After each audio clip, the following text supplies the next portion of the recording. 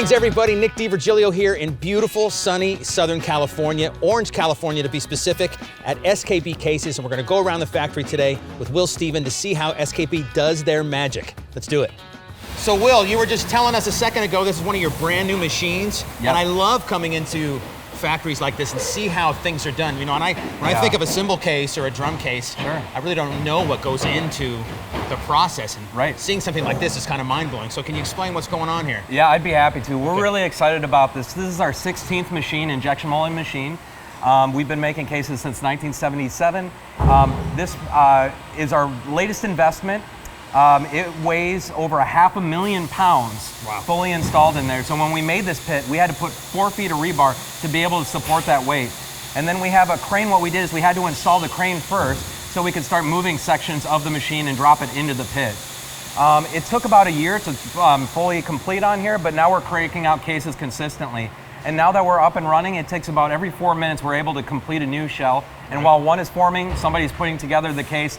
And it's about 60% of the way done after that point. And then they store it outside, and we bring it back in and put any type of interiors in and ship it out. So very efficient process. And that's how we can do all of it here. It's high technology, low labor involved. It's very cool. Yeah, you can see the guys working on stuff today. The machine's pulling cases in and out.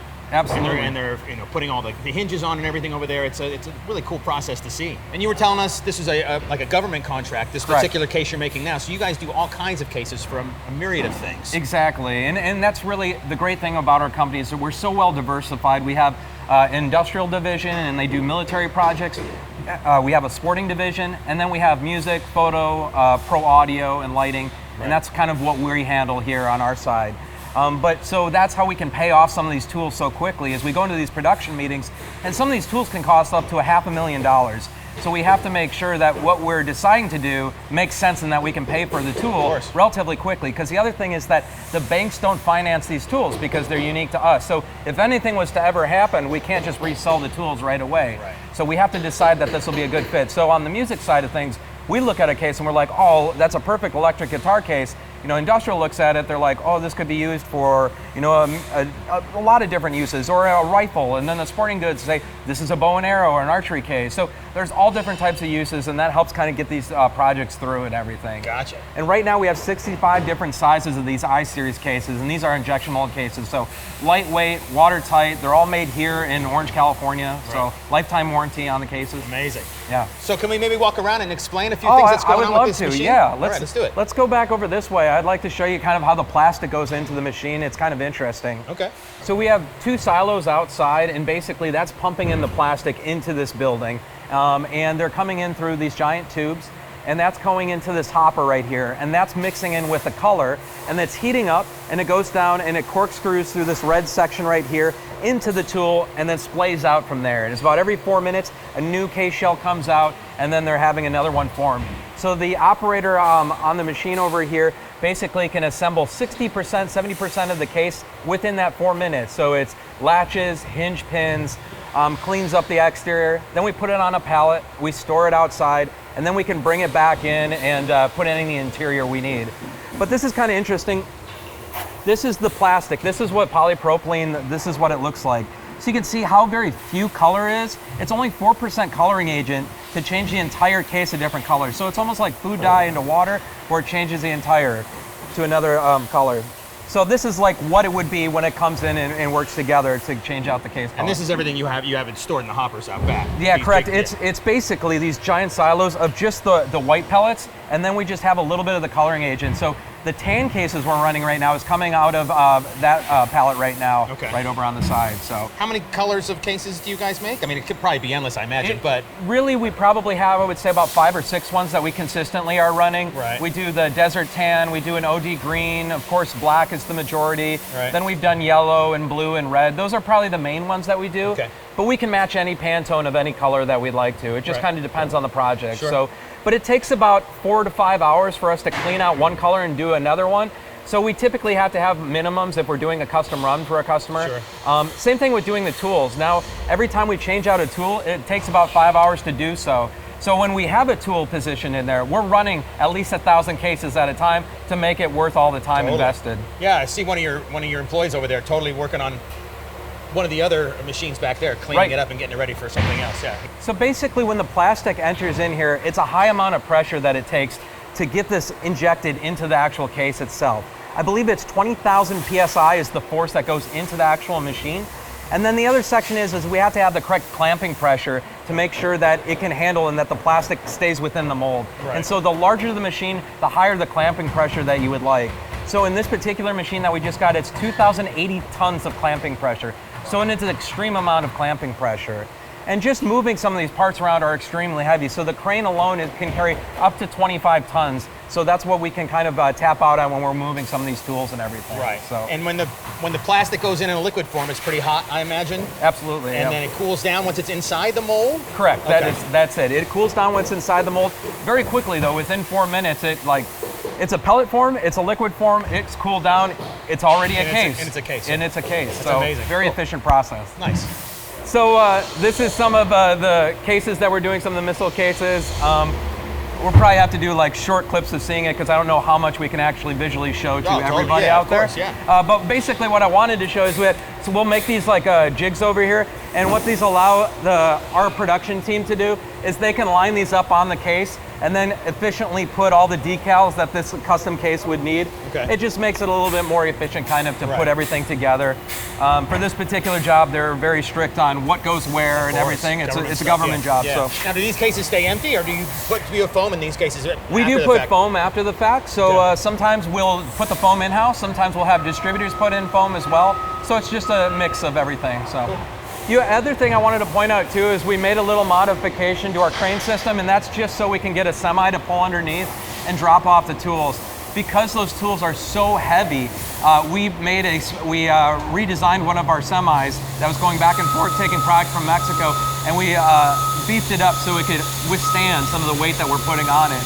And then once we get it back here, we get it underneath, the crane can pick it up, and it's much easier to kind of move around. Nice. And then we're not having to worry about getting it back constantly. If any one of these tipped on its side, it'd be so much money to fix it. Oh my gosh, I can't imagine if that even happened. So I've only seen a couple things where they've dropped a little lower, and when one of these things does drop at all, it's like an earthquake. You feel it. I'm sure. You feel it. So I mean, those are massive. Yeah. Absolutely massive. Extremely expensive, very heavy. Like I said, they can weigh up to, well, I think the one we have is about 40,000 pounds. We have 4 different full-time maintenance staff that's always here working on tools, working on machines. We have other people who have specialized working on the tool changes themselves and anything that they also need to help out with the actual molds. We have people that are help swapping out the tools pretty consistently. Okay. Year-wise, we have, like I said, about 250 employees here. We have people that have been here since the very beginning, so almost like 40, a little over 40 years, some of the guys in the actual production facility. Right. A lot of them have been here for over 15 years.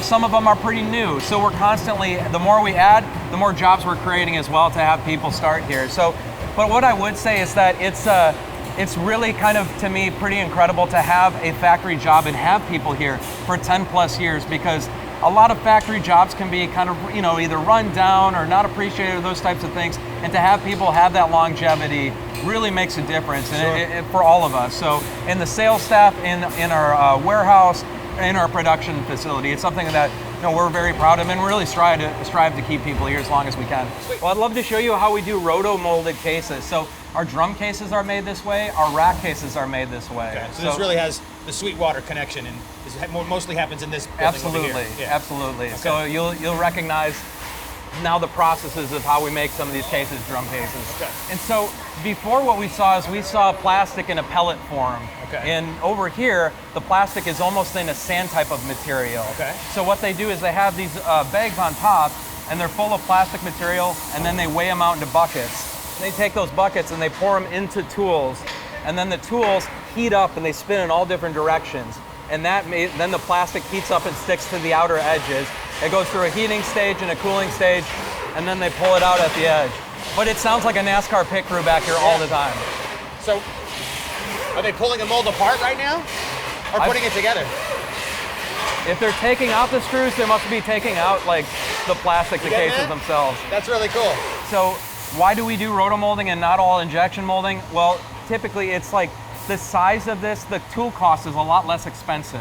Okay. And so maybe something that costs $200,000 in injection molded is maybe $20,000 for a tool over here. That's a huge difference. It's a big difference. And so for maybe larger government jobs and where they only want to do 1,000 cases, well, this makes more sense to do a larger case in this size as opposed to spending a lot of money over there. But now at the end of the day, because there's so much labor involved, these become more expensive than injection molded cases. So now instead of every 4 minutes like an injection molded case coming out, this takes about 50 to 70 minutes for a case to come all the way completely out. So, and we're limited by how many cases we can actually fit on the wheel over there as well. So the larger the tool, you know, that's about it. What they do though is, we'll get a little bit closer here in a second, but it'll get louder. As soon as they pull it off, as you can see what they're doing is they took off the lids, now they're trying to pull out the actual plastic itself. When that plastic comes out, they put it, the base and the lid together, and they put a strap around it so it'll actually cool together and make a nice tight fit. With injection molding, you don't have to be as concerned about it. The tolerance is a lot tighter.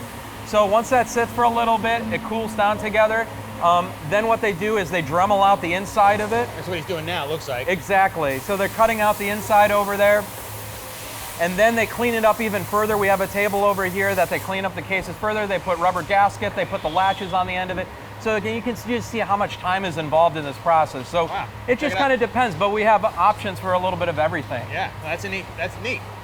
There's some pretty massive cases over here on a pallet, but there was one a little bit larger than that, and it was actually for the military, and it was for the Marines, and I believe it was like an underwater ski-doo type of, like it seemed like a James Bond type of thing for me. I was just like, this is wild. So some of these projects that we do are pretty cool to see all the applications and where they're going in the world. But the other thing too is that because of the cooling process here, say for instance you have a customer that has 5 or 10 different racks, takes the lid off of one and tries to put it on the lid of or on the base of another, it won't be a good fit because that was kind of formed together. Gotcha. So that's just part of the process. We've been doing this for quite some time. Roto molding has been a process around for many, many years. Rubbermaid, garbage cans that you would see, those are all roto molded type of designs and everything. Right. So. And we, in fact, at one point were asking Rubbermaid a long, long time ago when we were first up and running trying to do it, hey, will you help us, make some cases for us? And they came back to us like, you're too picky on your design. Why don't you do it yourself? I was like, okay, we will. Sure. Sounds like a deal. Nice. So we've just kind of grown from there. But this is just one method to doing cases. So we have injection molding, we have roto molding, and then we do vacuum forming as well. So, so here's actually one of our more kind of finished off cases, but this is an example of roto molding. This is one of our shock racks. So this is all held in internally by these rubber grommets. So traditional shock racks would have foam on the inside holding the rack cage. Right. But the challenge with that is foam breaks down a little bit easier over time. And not only that, but it can overheat the gear. Okay. And so having these rubber grommets hold up a lot better and allows the equipment to breathe if you're in those environments where it could get hot. And these ladies do all of the after it comes off of the mold, and put everything inside the case and get it ready to go? Exactly. They're putting in the latches on here. They're cleaning up the inside of it, making sure everything is just really nicely presented. Because, as it comes out, sometimes it looks a little chaotic and dirty, but they clean it up. They make it look pristine. So this once was the largest machine, and then we got the latest machine that we have over there. But this had been doing so much work for such a long time on some of the larger tools that we were doing. And it came down to if there was any maintenance that we needed for this machine, what do? We don't want to get too far backlogged on it. Right. So it made a lot of sense to do that investment, but it was a massive investment for something like that. So. Now it looks very similar just to my untrained eye as the other machine. So is it exactly the same? It's basically the way it does its process? Correct. Okay. The exact same process on here. There's something that not a lot of people typically know is that actually the majority of the tool is held in by magnetic force that goes in. And then there are pins that hold it into place, but a lot of it is magnetic force that they have come in. And that'll help keep it into position. But yeah, it's just different size tools for the appropriate machines. And so it's just smaller versions of these guys going through. And when we get these machines, we have parts that are coming from all over the world. Part of the arm is from France, parts from Germany, parts from China. And then we have a team of guys here that have done it, and then we hire a special company to come in that just specializes in doing injection molded machines to help put it together. So I was gonna this is a kind of a dirty case, but just kind of showing you when we change from one color to the next, from like a black case to another color, we have to put a coloring agent through there. And that makes these like kind of cool looking tie-dye cases. Unfortunately, it weakens the structure of the case, so we don't resell those. Okay. We have those scrapped and then, you know, resent to us. But this is kind of what it looks like when it goes from one to the next. I gotcha. Yeah, very good. So we got James over here. He's doing the assembly of the cases. This is James' second interview of the day. He's been doing a great job. How you doing, man? Good. So we're going to be having another case shell probably coming out here in another minute or so, huh? Yeah. So, and once it gets pulled off, you can pull it over here. You can touch it right away. It cools down immediately, so it's not too hot to burn your hand or anything like that. And you can see where the plastic actually enters in both sides of the case. It almost looks kind of like a model airplane or a car you would get when you were a kid. Right. You trim off the excess plastic and then put it all together. And so since we have so many machines, typically on average we're running about 1,000 to 1,500 cases per day of our injection molded cases. And then I believe it's about 60 per day of roto molded, just because of how much slower that process is. Okay. But what I also find cool is that it's not all robotic. It's not all machines. You obviously need people to finish the job and to get it going. Right. Yeah. So you can see, you can touch it right now. It just came out. So 4 minutes ago it was in pellet form, liquid form. Now it's back down to a form. And so it's like, you can see how efficient it was. That little nub that he cut off, that was how the plastic got into the actual case. He's going to do the same thing on the other side, clean it up a little bit.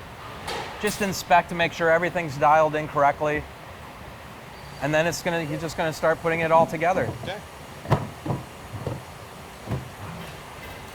So I'll start with the back on the hinge pins.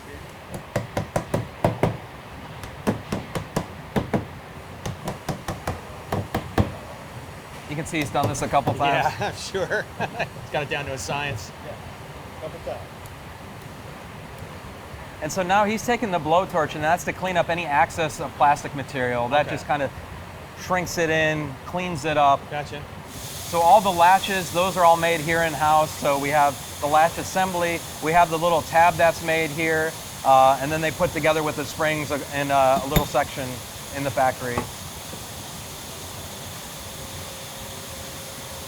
And you can see how easy it was for him to put in those latches. So if a customer does break a latch for whatever reason, we just send them a new latch, no charge. They pop in a new pin and they're set to go. They're not without their case, they're still okay.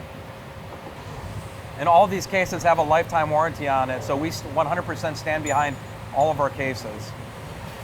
And if anything is going wrong consistently, we're the ones who have to pay for it, so we got to figure out the best way to make it last. So the final little piece he's going to put is a metal clip on the center of it, and that's just so it kind of cools and closes the gap in the middle and doesn't open up. I gotcha. Even though it can look sometimes like there's a little bit of a gap, it's still watertight. There's a rubber seal that'll be installed in the inside, and that comes into contact with a groove on the base of the case. And so it'll actually make a mark on the rubber gasket, and that's what's creating the seal on it.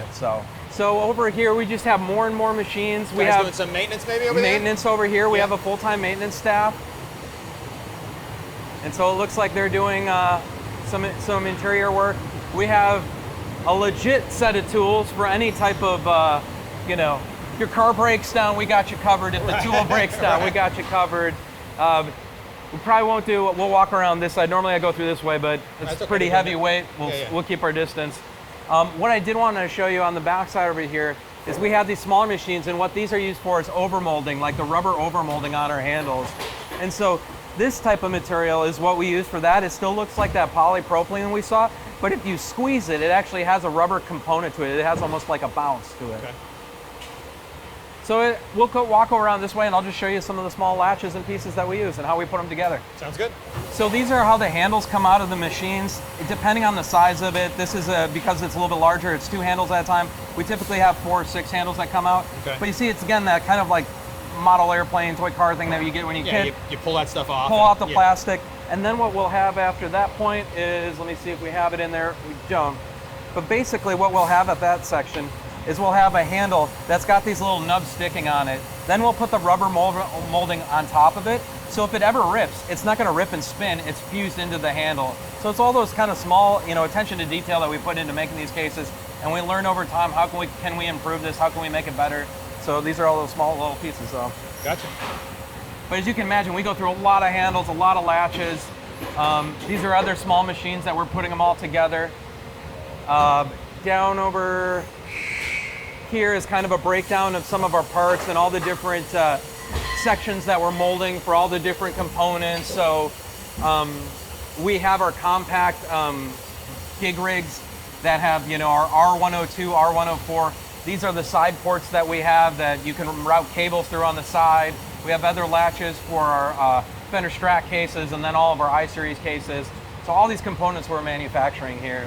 So yeah, back over in this area, it's just more of the smaller machines that we have to do latches and handles and whole handle assemblies and everything like that.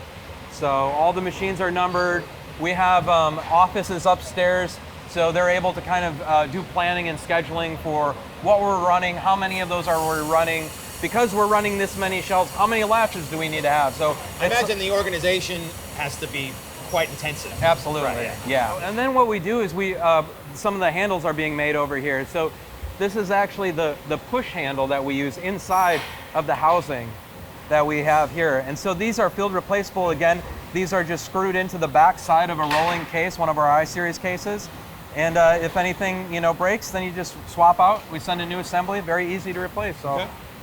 So on this side of things, you can see that they have a lot of the gaskets kind of stacked up, the rubber gaskets. They have breathe valves that they're going to install, wheels, other handles if they need to. And then they just push it out this way. Okay. On this side of it, they do the innards of our shock racks. So these are the rack frames that they bend here. So, you know, when Hurricane Katrina hit, we ended up getting a raid order from the government, which basically means stop everything you're doing and only produce cases for the government. And what they had asked us to do was these watertight shock racks. And they floated them down the flooded banks into these government buildings and put in servers, you know, very sensitive information, and floated them back out. So we were one of the very few companies that could be involved in it. So some of the projects that we're a part of are very rewarding, you know, for us to be a part of. So there was one we received from a customer a couple years ago, and their guitar was the only thing that survived. They lost everything out of their entire house, which is a horror story for all of us to think about. But at the end of the day, you know, there's so much that goes into musical instruments sometimes. It could have been something that was handed down from a family member, and to lose everything but have that, it's like, whew, you know. Yeah. But yeah, all of this shock racks are done here. Like I mentioned, over in our roto molding process, we have the rubber grommets on here to hold instead of kind of traditional foam. Various different depths, various different rack units that we can do here. Really whatever sizes we need to do. What's been more popular on the pro audio side and music side has been our fly racks. And basically what our fly racks are is they're the rack frame of the shock racks dropped into one of our I-Series cases. And by doing that, we can make it a lot smaller, lighter weight, more compact, less money. And so that's been extremely popular for, you know, bands with trout, fly dates and everything like that. I want to go with maybe a Kemper profiler or, you know, something like that, and fly where they need to do and have rack mount gear, or playback rigs have been really popular for that. So I wanted to point out this section. The reason I wanted to point it out is because it's important to us. This is our warranty section, and for the amount of business and cases we send worldwide, we have it very clean and organized. All the cases that you see here are ones that we're test fitting foam to make sure that it fits in properly. Any cases come back, we're fixing them immediately. Any customer can come by our office.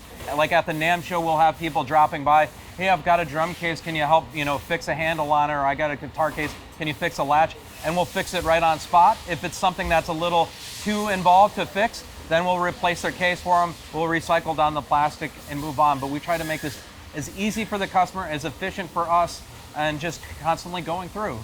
Sending out all the I-Series cases, replacement parts for it. So. Yeah. So another thing that I wanted to point out is our hot stamping down here.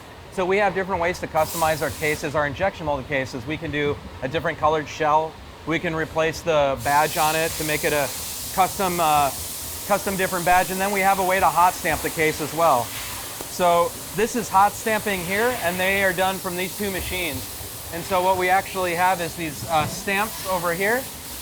We have drawers and drawers of these stamps, but basically this is what a stamp will look like with different logos on here. And then we have a film. So this is like a film, we can do it in different colors, and we heat up the stamp and we push it into the lid of the case. So we take off the lids of every single one of these cases, stamp them, reassemble them, and then any type of interior that goes inside. It's just a really unique way to customize the case. So. Perfect, yeah. So obviously this is the smallest building of SKB. Right. But we do prototyping and R&D specifically for foam inserts. So customers provide us with a product, a 3D model, or dimensions, and we have to make it work in whatever size case we can fit it into, whatever their requirements are. So we have to qualify them to make sure that we get the whole package that they're looking for. Okay. But in this building particularly, we have a very small foam shop. We have a skiver, which will do thickness planing. We have multiple band saws, and then we also have a water jet machine, which is extremely precise, which is actually cutting right now. If you guys want to take a look at actually what we're cutting. So this is our water jet. There's a pump over here. It's a very basic system. It's actually been, this technology's been around for a really long time. But what it's actually doing is it's pumping in water and it's compressing it and pressurizing it to 30,000 PSI. And it's actually run up through this little whip. It's called a whip, this little pipe right here, stainless steel tube. And it comes out of this head as thin as your hair. It's about 7/1000ths of an inch, and it cuts directly through the foam. So that gives us really precise cuts. Yeah. Behind you, the guys are working on medical inserts. This is for like a deployable catheter system used for surgeons. And on the right, he's making a rifle insert for another one of our customers. And again, this building is entirely dedicated to prototyping. So once we create an insert, either the customer or ourselves can do a check fit. And then from there, we can have revisions and modify things and discuss materials. Okay. And then go from there. But that's pretty much the A to Z process, start to finish. But obviously, you can see here, we just did a very simple water jet cut. And we will just take everything we have here. That's great. Again, it's 7/1000ths of an inch is our needle. It's actually cutting through this foam with water, pressurized 30,000 PSI. That's awesome. And this is extremely precise, which is the best thing. We like precision. Sure. We want our foam inserts to be the same quality that our cases are. So we need to provide that service A to Z. So once you get the design exactly the way you want it, how do you mass produce it? So we do have special vendors that we use for that. Okay. They're all local, Okay. but we have about 3 to 4, and they produce, each one of them produces about 1,000 to 1,500 inserts a week on average. All right. So once we have that, all the specs, we can send them everything, our drawings, all the details, all the CAD files, and they can replicate it from there. Okay. Yeah. Nice. So a lot of the products that are at Sweetwater, all mass produced by our vendors, exceptional quality. Yep. We hold a very high standard to everything that we do. It's awesome. It's neat to see the process of how this whole works. Yep. You open up a case, you don't realize how much goes into putting it all together. Just all the stuff we just learned over in the main factory, watching the cases being built. For sure. Pressure molds, the big contraption that turns around, looks like a whirly ride at a state fair. Yeah. It's making a case, that kind of stuff. It's amazing to see it all come together. Exactly. Yeah. Yeah, a lot of hands go into this, and this is another project that Dave and Steve put together. So this was all different components, and they built it to what it is now. And this is, We actually bought 2 of these pumps on eBay 12 years ago. Oh, really? Yeah. Matching pumps, so we always have a backup. And they actually custom built this CNC table just to process everything. So that'll pump the water, and this will do the cuts. It's pretty amazing how it works. Yeah. Very simple process, though.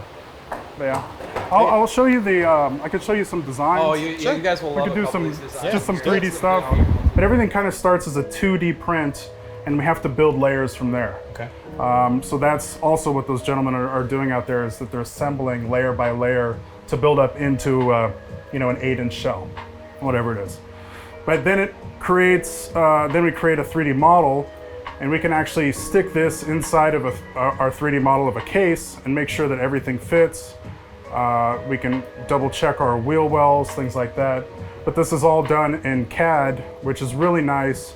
It's more of like the rapid prototyping side of things. So we can do all this digitally, and then we can actually manufacture it, test it, and then from there it goes to the rest of the world. Right. Well, Will, thanks so much for taking us around the factory. What a great experience to see how the cases are made, the process through it all. It was a really cool experience. You're very welcome. We're happy to have you here. Thanks, man.